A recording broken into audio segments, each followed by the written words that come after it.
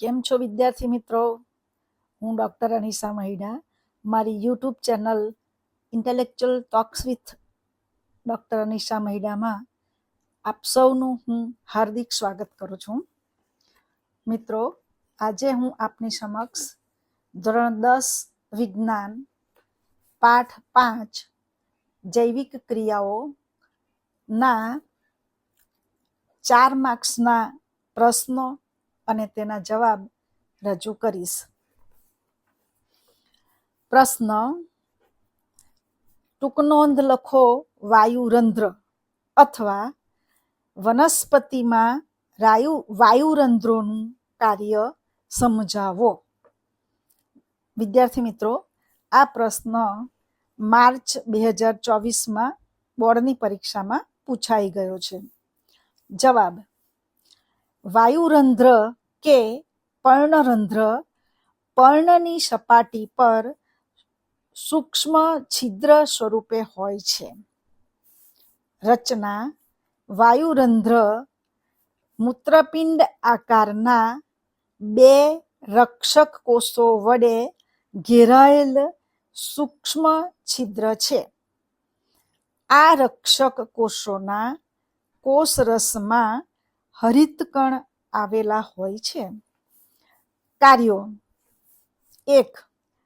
પર્ણોમાં પ્રકાશ સંશ્લેષણ માટે વાયુઓનો મોટા ભાગનો વિનિમય આ છિદ્રો દ્વારા થાય છે. 2. વાયુરંધ્રો દ્વારા બાષ્પોત્સર્જનની ક્રિયામાં મોટા પ્રમાણમાં પાણીનો વ્યય પણ થાય છે. રક્ષક કોષોનું કાર્ય: 1. જ્યારે પ્રકાશ સંશ્લેષણ માટે કાર્બન ડાયોક્સાઇડની જરૂર ન હોય ત્યારે તે વનસ્પતિ આ છિદ્રોને કે રંધ્રોને બંધ રાખે છે. 2. રંધ્રો કે છિદ્રોની ખુલવાની કે બંધ થવાની ક્રિયાનું કાર્ય રક્ષક કોષો દ્વારા થાય છે. 3.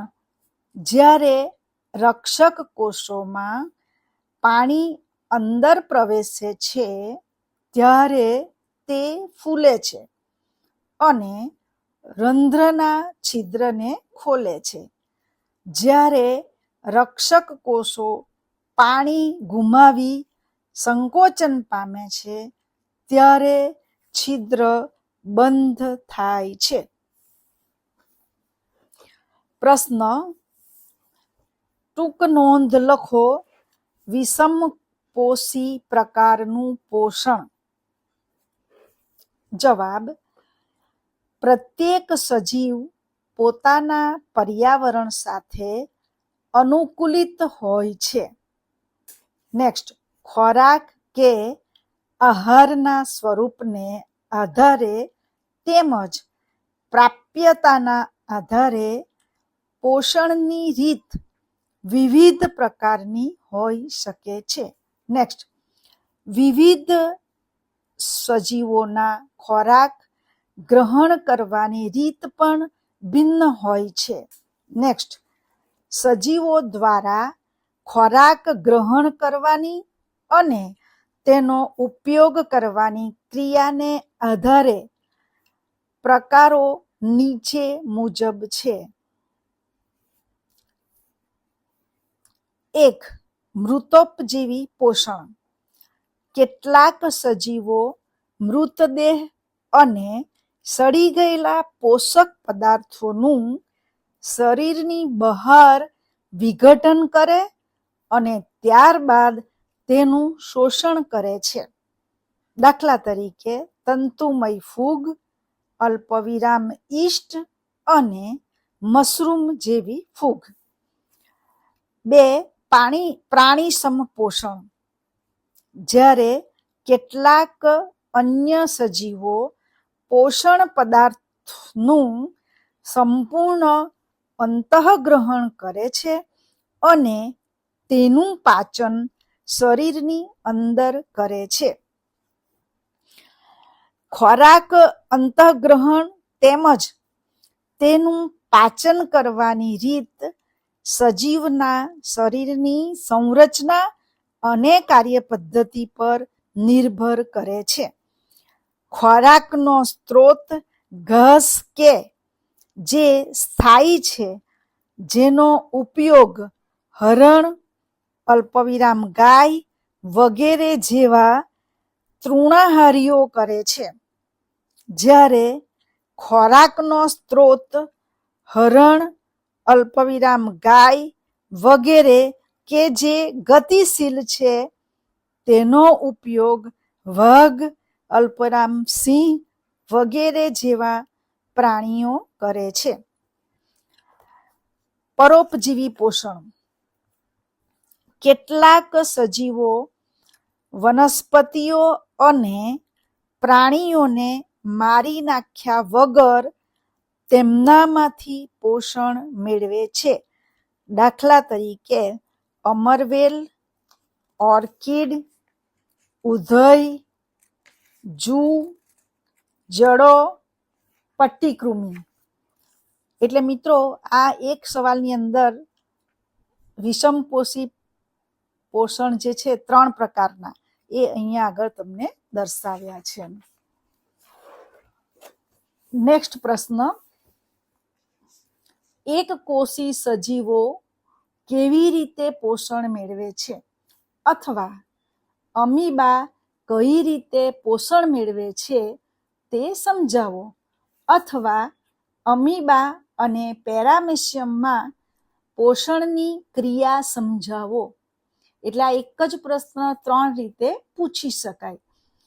ખરેખર આમાં આકૃતિ પણ પૂછાય છે, પણ આકૃતિ તમારે આમાં બતાવવાની નથી. વિદ્યાર્થી મિત્રો, આ પ્રશ્ન ઓગસ્ટ 2020માં અને માર્ચ 2025માં પૂછાઈ ગયો છે. જવાબ: અમીબાની કોષીય સપાટી પરથી આંગળી જેવા અસ્થાયી પ્રવર્ધ, જેને ફૂટપાડ પણ કહેવામાં આવે, ની મદદથી ખોરાક ગ્રહણ કરે છે. આ પ્રવર્ધ ખોરાકના કણોને ઘેરી લે છે અને તેની સાથે જોડાણ કેળવીને અન્નધાની બનાવે છે. નેક્સ્ટ, અન્નધાનીની અંદર જટિલ પદાર્થોનું વિઘટન સરળ પદાર્થોમાં થાય છે અને તે કોષરસમાં પ્રસરણ પામે છે. વધેલો ખોરાક અલ્પવિરામ અપાચિત પદાર્થ કોષની સપાટીની તરફ ગતિ કરે છે અને શરીરમાંથી બહાર નિકાલ કરી દેવામાં આવે છે. નેક્સ્ટ, પેરામેસિયમ નિશ્ચિત આકાર ધરાવતું એક કોષી સજીવ છે. તે એક વિશિષ્ટ સ્થાન દ્વારા જ ખોરાક ગ્રહણ કરી શકે છે. આ સ્થાન સુધી ખોરાક પક્ષમોની ગતિ દ્વારા પહોંચે છે.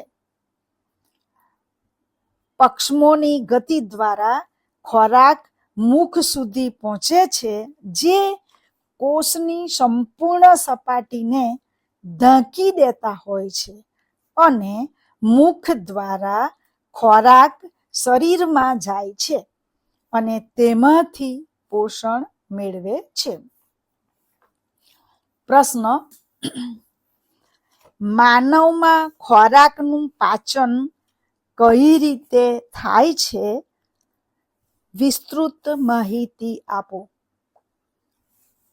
વિદ્યાર્થી મિત્રો, આ પ્રશ્નનો જવાબ ઘણો લાંબો છે, કારણ કે આખી પાચનની શરૂઆતથી છેવટ સુધી કેવી રીતે થાય છે તે તમામ વસ્તુઓમાં આપણે બતાવવાની છે. એટલે આ સવાલ તમારે વારંવાર સાંભળીને તૈયાર કરવો પડશે. ફરીથી, માનવમાં ખોરાકનું પાચન કઈ રીતે થાય છે? વિસ્તૃત માહિતી આપો. જવાબ: માનવમાં ખોરાકનું પાચન નીચે મુજબની ક્રિયા દ્વારા ક્રમશઃ થાય છે. શરૂઆત કરીએ આપણે મુખથી. મુખ. આપણા દાંત વડે મુખમાં ખોરાક ચાવીને નાના ટુકડાઓમાં રૂપાંતર થાય છે. પાચન માર્ગનું અસ્તર ખૂબ જ નાજુક હોય છે, જેથી ખોરાકનો ને ભીનો કરવામાં આવે છે, જેથી તેમનો માર્ગ સરળ બને છે. નેક્સ્ટ, લાળ ગ્રંથિમાંથી નીકળતો લાળ રસ ખોરાકને પોચો અને ભીનો બનાવે છે. લાળ રસીય એમાઇલેઝ ઉત્સેચક ખોરાકના જટિલ અણુનું શર્કરામાં વિઘટન કરી રૂપાંતર કરે છે. ખોરાક ચાવવા દરમિયાન માંસલ જીભ ખોરાકને લાળ રસ સાથે સંપૂર્ણ રીતે ભેળવી દે છે. નેક્સ્ટ, પાચન માર્ગના દરેક ભાગમાં ખોરાકની નિયમિત રીતે ગતિ થાય તે જરૂરી છે, જેથી દરેક વિસ્તારમાં યોગ્ય ક્રિયા થઈ શકે. નેક્સ્ટ, પાચન માર્ગના અસ્તરમાં લયબદ્ધ સંકોચન પામીને ખોરાકને આગળ ધકેલી શકે તેવા સ્નાયુઓ હોય છે. આ ક્રમાનુસાર લયબદ્ધ સંકોચન ગતિ સંપૂર્ણ પાચન માર્ગમાં અસ્તરમાં સર્જાય છે. અન્નનળી. મુખથી જઠર સુધી ખોરાક અન્નનળી દ્વારા લઈ જવામાં આવે છે. નેક્સ્ટ, જઠર. જઠર એક મોટું અંગ છે, જે ખોરાકના આવતાની સાથે વિસ્તરણ પામે છે. જઠરની દિવાલમાં જઠર ગ્રંથિઓ આવેલી છે. તે હાઇડ્રોક્લોરિક એસિડ, અલ્પવિરામ પ્રોટીન, પાચક ઉત્સેચક પેપ્સિન અને શ્લેષ્મનો સ્ત્રાવ કરે છે. હાઇડ્રોક્લોરિક એસિડ એસિડિક માધ્યમ તૈયાર કરી પેપ્સિન ઉત્સેચકની પ્રક્રિયામાં મદદ કરે છે. નેક્સ્ટ, સામાન્ય પરિસ્થિતિઓમાં શ્લેષ્મને લીધે જઠરના આંતરિક અસ્તરને એસિડ સામે રક્ષણ મળે છે. નેક્સ્ટ, જઠરમાંથી ખોરાક હવે થોડા થોડા જથ્થામાં નાના આંતરડામાં પ્રવેશે છે, જે મુદ્રિકા સ્નાયુ પેશી દ્વારા નિયંત્રિત થાય છે. મુદ્રિકા સ્નાયુ પેશી એને આપણે નિજઠર વાલ્વ પણ કહીએ છીએ. નેક્સ્ટ, નાનું આંતરડું. નાનું આંતરડું પાચન માર્ગનું સૌથી લાંબામાં લાંબુ અંગ છે. તે ખૂબ જ ગૂંચળાદાર હોવાને લીધે ઓછી જગ્યામાં વ્યવસ્થિત રીતે ગોઠવાયેલ હોય છે. તે કાર્બોદિત, અલ્પવિરામ પ્રોટીન અને ચરબીના પૂર્ણ પાચન માટેનું અંગ છે. મિત્રો, આ ખાલી જગ્યામાં પણ પૂછાઈ શકે. પાચન માટે નાનું આંતરડું યકૃત અને સ્વાદુપિંડના સ્ત્રાવથી દ્રવ્યો કે પદાર્થો મેળવે છે. નેક્સ્ટ, જઠરમાંથી આવનારો ખોરાક એસિડિક હોય છે અને સ્વાદુપિંડના ઉત્સેચકોની ક્રિયા માટે તેઓને આલ્કલીય બનાવે છે. યકૃતમાંથી સ્ત્રવિત થતો પિત્તરસ વધારાની ચરબી પર પણ પ્રક્રિયા દર્શાવે છે. નેક્સ્ટ, પિત્તક્ષારો ખોરાકમાં રહેલી વધારાની ચરબીનું વિઘટન કરી તેને નાના ગોલકોમાં રૂપાંતરિત કરે છે, જેથી ઉત્સેચકોની ક્રિયાશીલતામાં વધારો થાય છે. નેક્સ્ટ, સ્વાદુપિંડ. સ્વાદુપિંડ રસ કે સ્વાદુરસનો સ્ત્રાવ કરે છે, જેમાં પ્રોટીનના પાચન માટે ટ્રિપ્સિન ઉત્સેચક, અલ્પવિરામ તૈલોદીકૃત ચરબીનું પાચન કરવા માટે લાઇપેઝ ઉત્સેચક આવેલા હોય છે. નેક્સ્ટ, નાના આંતરડાની દિવાલમાં ગ્રંથિઓ આવેલી હોય છે, તે આંત્રરસનો સ્ત્રાવ કરે છે, જેના ઉત્સેચકો અંતે પ્રોટીનનું એમિનો એસિડમાં, અલ્પવિરામ જટિલ કાર્બોદિતોનું ગ્લુકોઝમાં અને ચરબીનું ફેટી એસિડ અને ગ્લિસરોલમાં રૂપાંતર કરે છે.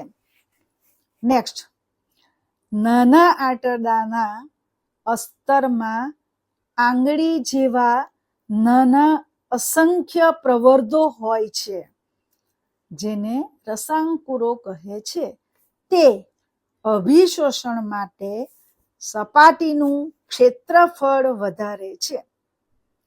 રસાંકુરોમાંની રુધિર વાહિનીઓનો ઉપયોગ અભિશોષિત ખોરાકમાંથી પોષક દ્રવ્યોનું આખા શરીરમાં વહન કરવા માટે થાય છે. નેક્સ્ટ, મોટું આંતરડું. પચ્યા વગરનો અપાચિત ખોરાક મોટા આંતરડામાં આવે છે, જ્યાં વધુ માત્રામાં આવેલા રસાંકુરો અપાચિત ખોરાકમાંથી પાણીનું શોષણ કરી શેષ પદાર્થોનો ગુદા દ્વારા શરીરની બહાર ત્યાગ કરે છે.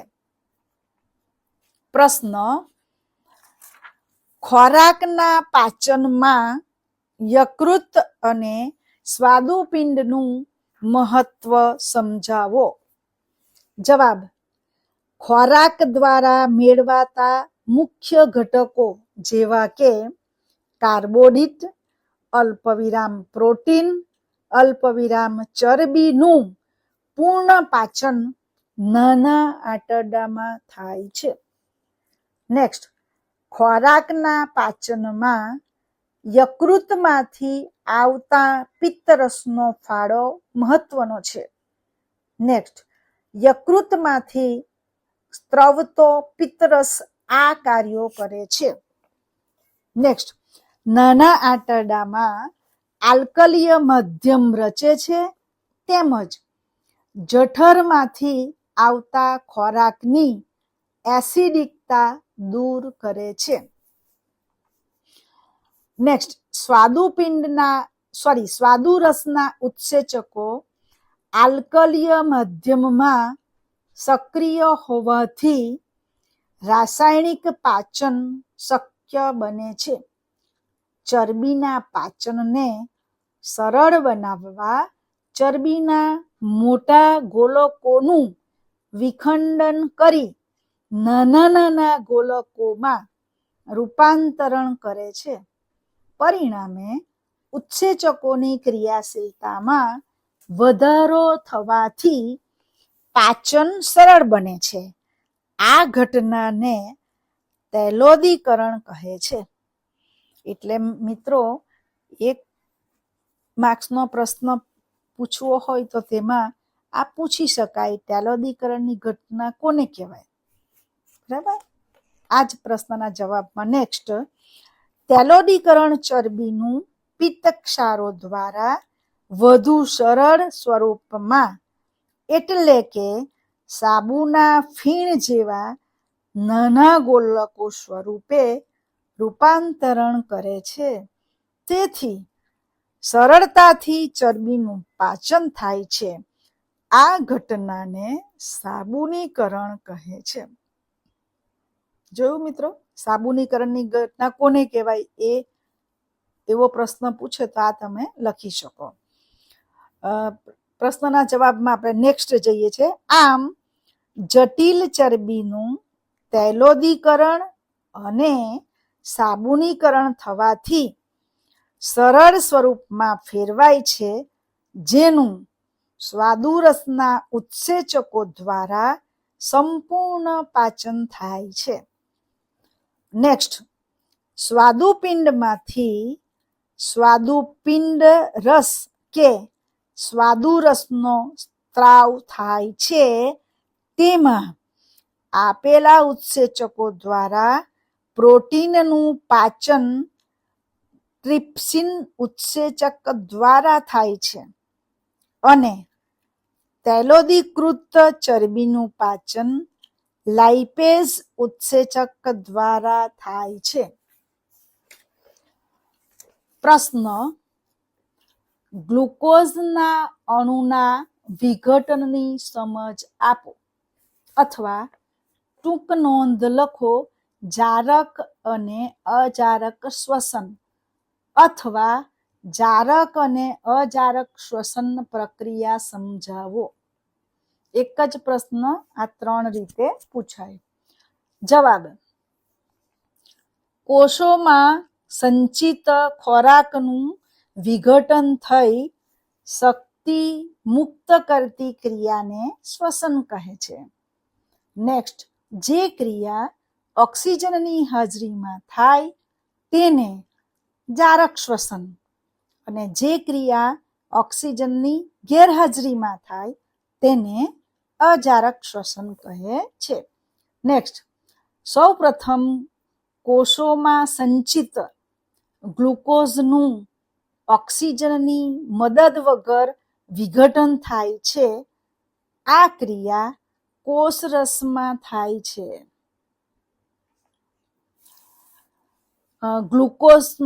ગ્લુકોઝનું 3 કાર્બનધારી પાયરુવેટના 2 અણુમાં રૂપાંતરણ થાય છે. અજારક શ્વસન, સમગ્ર ક્રિયા ઓક્સિજનની ગેરહાજરીમાં થતી હોવાથી તેને અજારક શ્વસન કહે છે. આ ક્રિયા યીસ્ટમાં આથમણ દરમિયાન થાય છે. અજારક શ્વસન ધરાવતા સજીવો, ઉદાહરણ એના યીસ્ટ, અલ્પવિરામ અન્ય ફૂગ, અલ્પવિરામ કેટલાક બેક્ટેરિયા અને અંતઃપરોપજીવીઓ. હવે જારક શ્વસન, ઉચ્ચ કક્ષાના સજીવોમાં ગ્લુકોઝનું ઓક્સિજનની મદદથી સંપૂર્ણ વિઘટન થાય છે. નેક્સ્ટ, ગ્લુકોઝમાંથી નિર્માણ પામેલા 2 પાયરુવેટ કૌંસમાં 3 કાર્બન અણુ કૌંસ પૂરો નું ઓક્સિજનનો ઉપયોગ કરી કણભ સૂત્રોમાં વિઘટન થાય છે અને કાર્બન ડાયોક્સાઇડ તથા પાણીનું નિર્માણ થાય છે. નેક્સ્ટ, જારક શ્વસનમાં અજારક શ્વસન કરતાં વધારે ઉર્જા મળે છે. પ્રશ્ન, માનવનું શ્વસન તંત્ર સમજાવો, અથવા માનવમાં શ્વસન પ્રક્રિયા સાથે સંકળાયેલા અંગો વિશેની માહિતી આપો. જવાબ, મનુષ્યમાં નસકોરાં, જેને નાસિકા છિદ્ર કહેવાય, દ્વારા હવા શરીરમાં લેવામાં આવે છે. નસકોરા દ્વારા આવનારી હવા તેના માર્ગમાં આવેલા નાના રોમ જેવા વાળ દ્વારા ગળાય છે, જેથી શરીરમાં આવનારી હવા ધૂળ અને બીજી અશુદ્ધિ રહિત બને છે. આ માર્ગમાં શ્લેષ્મનું સ્તર પણ હોય છે, જે આ પ્રક્રિયામાં મદદરૂપ થાય છે. નેક્સ્ટ, અહીંયાથી હવા ગ્રીવા દ્વારા ફેફસામાં વહન કરે છે. અહીંયાથી એટલે ક્યાંથી? નાસિકા છિદ્ર અથવા તો નસકોરામાંથી હવા ગ્રીવા દ્વારા ફેફસામાં વહન પામે છે. ગ્રીવા કે કંઠનળીના પ્રદેશમાં રહેલી કાષ્ઠીની વલયમય રચનાઓથી હવાનો માર્ગ બંધ થતો અટકે છે. નેક્સ્ટ, ફેફસામાં હવાનો માર્ગ નાની નાની નલિકાઓમાં વિભાજન પામે છે. અંતે ફુગ્ગા જેવી રચનામાં પરિણમે છે, જેને વાયુકોષ્ઠો કહે છે. નેક્સ્ટ, વાયુકોષ્ઠો એક સપાટી પૂરી પાડે છે કે જેના દ્વારા વાત વિનિમય થાય છે. વાયુકોષ્ઠોની દિવાલ પર રુધિર કેશિકાઓની વિસ્તૃત જાળીરૂપ રચના હોય છે. પ્રશ્ન, ટૂંક નોંધ લખો. મનુષ્યમાં શ્વાસોશ્વાસની પ્રક્રિયા.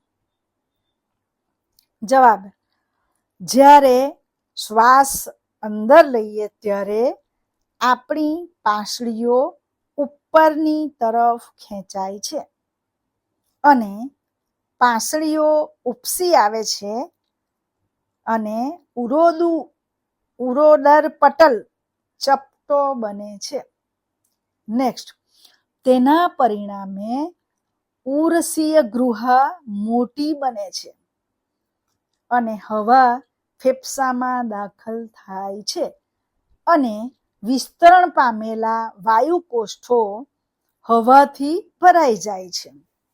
નેક્સ્ટ, રુધિર શરીરમાંથી કાર્બન ડાયોક્સાઇડ એકત્ર કરીને વાયુકોષ્ઠોની હવામાં કાર્બન ડાયોક્સાઇડ મુક્ત કરે છે અને વાયુકોષ્ઠોની રુધિર કેશિકાઓનું રુધિર વાયુકોષ્ઠની હવામાંથી ઓક્સિજન લઈને શરીરના બધા જ કોષો સુધી પહોંચાડે છે. નેક્સ્ટ, જ્યારે આપણે શ્વાસ બહાર કાઢીએ ત્યારે ઉરોદર પટલ ઉપર તરફ ખેંચાય છે અને પાંસળીઓ નીચે તરફ આવે છે. નેક્સ્ટ,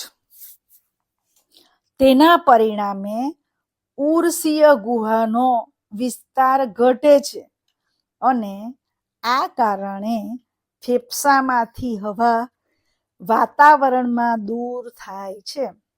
નેક્સ્ટ, શ્વાસોચ્છ્વાસ ચક્ર દરમિયાન જ્યારે હવા અંદર અને બહાર આવાગમન પામે છે, આવાગમન એટલે આવે છે ને જાય છે, આવાગમન, ગમન એટલે બહાર નીકળી જવું, આવા એટલે શ્વાસમાં લેવું, ત્યારે ફેફસા કેટલીક હવાનો જથ્થો જાળવી રાખે છે. તેથી ઓક્સિજનના શોષણ અને કાર્બન ડાયોક્સાઇડ મુક્ત કરવા માટે પૂરતો સમય મળી રહે છે. પ્રશ્ન, સમજાવો. હૃદય આપણો પંપ અથવા માનવ હૃદયમાં રુધિર વહનનો પથ વિગતે સમજાવો. અથવા મનુષ્યના હૃદયમાં અંતઃસ્થ રુધિરનું પરિવહન સમજાવો. વિદ્યાર્થી મિત્રો, આ પ્રશ્ન માર્ચ 2020 અને જુલાઈ 2022માં બોર્ડના પ્રશ્નપત્રમાં પૂછાયેલ છે. જવાબ, હૃદય આપણી મુઠ્ઠીના કદનું એક સ્નાયુલ અંગ છે. સ્નાયુલ એટલે ફક્ત સ્નાયુઓનું બનેલું. નેક્સ્ટ, રુધિરને ઓક્સિજન તેમજ કાર્બન ડાયોક્સાઇડ બંનેનું વહન કરવાનું હોય છે, જેથી હૃદય કેટલાક ખંડોમાં વિભાજિત હોય છે. નેક્સ્ટ, ફેફસામાંથી ઓક્સિજનયુક્ત રુધિર હૃદયની પાતળી દિવાલ ધરાવતા ડાબા કર્ણકમાં આવે છે. નેક્સ્ટ, ડાબું કર્ણક રુધિર મેળવતી વખતે શિથિલન પામે છે. નેક્સ્ટ, હવે ડાબું કર્ણક સંકોચન પામે છે અને તેની નીચે આવેલું ડાબું ક્ષેપક શિથિલન પામે છે. આથી ડાબા કર્ણકનું રુધિર ડાબા ક્ષેપકમાં દાખલ થાય છે. જવાબ કન્ટિન્યુ. નેક્સ્ટ, ત્યારબાદ માંસલ ડાબા ક્ષેપકના સંકોચનથી રુધિર હૃદયમાંથી શરીરના વિવિધ ભાગો તરફ જાય છે. નેક્સ્ટ, આ જ સમયે શરીરના વિવિધ ભાગોમાંથી એકઠું થયેલું ઓક્સિજન વિહીન રુધિર હૃદયના જમણી તરફના ઉપરના ખંડ જમણા કર્ણકના શિથિલન થવાથી તેમાં દાખલ થાય છે. નેક્સ્ટ, જમણા કર્ણકનું સંકોચન થતાં જ તેની નીચેના જમણા ક્ષેપકનું શિથિલન થાય છે. નેક્સ્ટ, જમણા ક્ષેપકમાંથી રુધિરને ઓક્સિજનયુક્ત થવા માટે ફેફસામાં ધકેલવામાં આવે છે. નેક્સ્ટ, રુધિરને તે જ માર્ગે પાછું વહન ન થાય તે માટે વાલ્વ કાર્ય કરે છે. નેક્સ્ટ, ક્ષેપકને શરીરના વિવિધ ભાગોમાં રુધિર ધકેલવાનું હોવાથી કર્ણકની તુલનામાં ક્ષેપકની દિવાલ જાડી અને માંસલ હોય છે.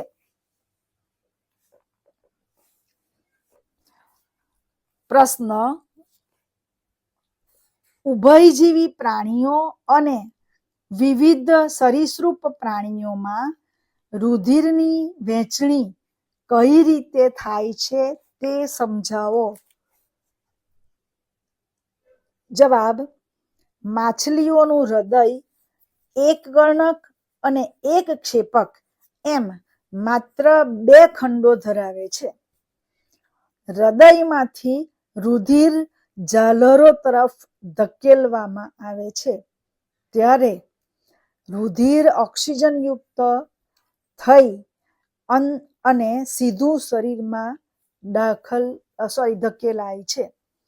નેક્સ્ટ, આમ માછલીઓના શરીરમાં રુધિર પરિવહનના એક ચક્ર દરમિયાન રુધિર હૃદયમાં એક જ વખત પસાર થાય છે.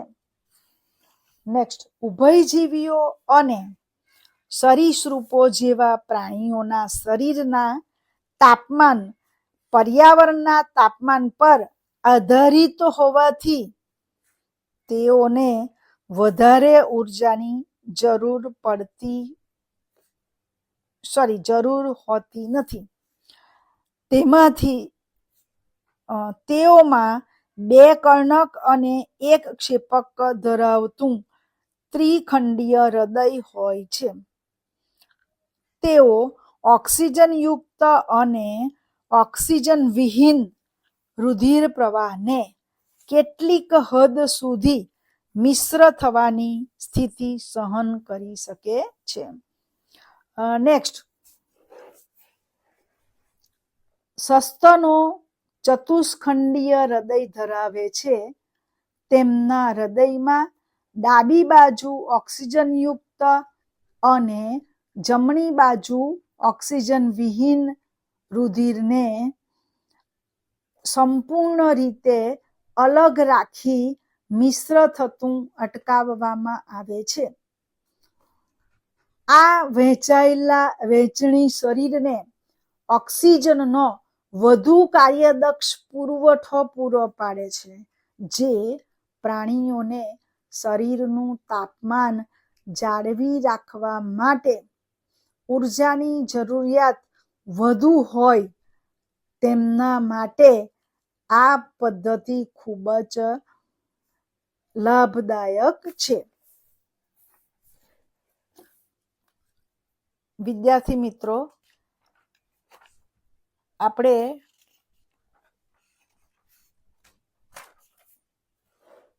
આગળ એક પ્રશ્ન કરીને પછી આજનો ઓડિયો આપણે બંધ કરીશું. પ્રશ્ન: માનવમાં વહનતંત્ર કે પરિવહન તંત્રના ઘટકો કયા છે? આ ઘટકોના કાર્યો શું છે? જવાબ: મનુષ્યના વિવિધ ઘટકોના વહન રુધિર પ્રવાહી સંયોજક પેશી દ્વારા થાય છે. પ્રવાહી સંયોજક પેશી મિત્રો રુધિરમાં યાદ રાખજો. નેક્સ્ટ, રુધિરના બંધારણમાં રુધિર રસ, જેને પ્લાઝમા કહેવાય, હોય છે, જે ખોરાક અથવા તો પોષક દ્રવ્યો, કાર્બન ડાયોક્સાઇડ અને નાઇટ્રોજનયુક્ત ઉત્સર્ગ પદાર્થોનું દ્રવ્ય સ્વરૂપે વહન કરે છે. નેક્સ્ટ, ઘણા બધા અન્ય પદાર્થો કે ક્ષારોનું વહન પણ રુધિર રસ દ્વારા જ થાય છે. નેક્સ્ટ, રુધિર કણો નિલંબિત સ્થિતિમાં હોય છે, જ્યાં રક્તકણ આરબીસીએસ ઓક્સિજનનું વહન વિવિધ કોષો સુધી કરે છે. આરબીસીએસ, આરબીસી કેપિટલ અને એસ સ્મોલ, આ ધ્યાનમાં રાખજો મિત્રો. નેક્સ્ટ, પરિવહન તંત્રના ઘટકો રુધિરમાં રહેલા વિવિધ ઉપયોગી ઘટકોને કોષો સુધી પહોંચાડવા માટે પંપમય તંત્ર આવેલા છે. નેક્સ્ટ, હૃદય પંપ, જે રુધિરને બધી જ પેશીઓ સુધી પહોંચાડે છે. રુધિરના પરિપથમાં કોઈ વાર તોડફોડ થાય તો તેમનું સમારકામ પણ કરે છે. નેક્સ્ટ, રુધિર વાહિનીઓ, એમાં પહેલું ધમનીઓ, હૃદયમાંથી શુદ્ધ ઓક્સિજનયુક્ત રુધિરનો જથ્થો અંગો તરફ લઈ જાય છે. 2. શિરાઓ, અંગોમાંથી અશુદ્ધ રુધિર એટલે કાર્બન ડાયોક્સાઇડ યુક્ત રુધિરને શુદ્ધ કરવા હૃદય તરફ લઈ જાય છે. તો વિદ્યાર્થી મિત્રો, આજે આપણે 4 માર્ક્સના સવાલના જવાબ જોયા. આ સવાલના જવાબ ઘણા મોટા હતા, એટલે તમારે એને વારંવાર સાંભળીને તૈયાર કરવા પડશે. બાકીના 4 માર્ક્સના સવાલ અને ત્યાર પછી આ પાઠમાંથી મોટે ભાગે તફાવત વધારે પૂછાય છે બોર્ડની પરીક્ષામાં, તો એવા તફાવત આપણે નેક્સ્ટ ઓડિયોમાં જોઈશું. વિદ્યાર્થી મિત્રો, મારો આ ઓડિયો જે છે એ તમે ખૂબ જ સરળ રીતે તૈયારી કરી શકો એવા પ્રકારનો હતો. તમને મારો ઓડિયો જો ગમ્યો હોય, તમને પરીક્ષા લક્ષી તૈયારી સારી રીતે કરી શકો એમ લાગતું હોય, તો મારા આ ઓડિયોને તમે જરૂરથી લાઈક કરાવજો, શેર કરાવજો, અને હા, મારી યુટ્યુબ ચેનલને તમે સબસ્ક્રાઈબ ન કરાવી હોય તો એ પણ તમારા માતા પિતા ભાઈ બહેન કે મિત્રો દ્વારા કરાવશો, જેથી મારા હવે પછીના ઓડિયો આપ સૌને મળતા રહે. Thank you very much.